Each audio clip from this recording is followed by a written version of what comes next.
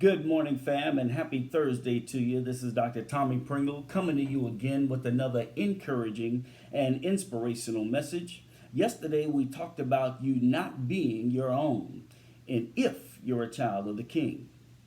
And we used the example of the importance of taking care of someone else's child and or property. Today we're going to be picking back up in the book of 1 Corinthians chapter 6, verse number 20, where it reads, "For ye are bought with a price. Therefore glorify God in your body and in your spirit, which are God's." So in this passage, we are to glorify God in our body and in our spirit. But first, we must understand what it means to glorify. Glorify means to honor with praise, adoration, or worship, and extol.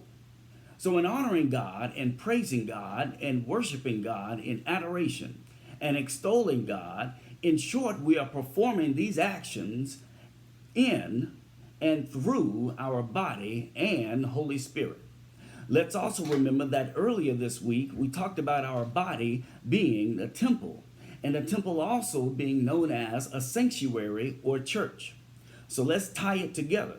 If we look at a physical church or temple in building form and what takes place in the church during service or in a temple during service, let's remember that we enter into praising God in adoration and honoring God and extolling God and worshiping God during that service.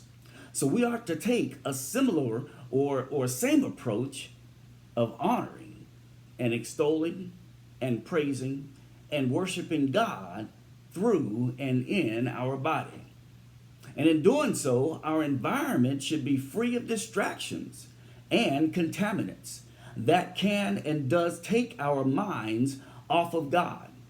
Because if we're not careful, these same distractions and contaminants that are within our temple can and may cause us to focus on praising and honoring and adoring and extolling and worshiping worldly things instead of God.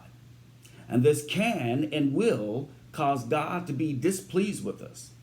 But this also hinders the Holy Spirit from being able to work freely in and through our lives, which, by the way, also keeps the Holy Spirit from glorifying God in and through our temple. So I'll leave you with this question to meditate and marinate on. Do you want to be the reason for stopping God from working in and through your life by way of the Holy Spirit? I love you with the love of the Lord. Be blessed this week.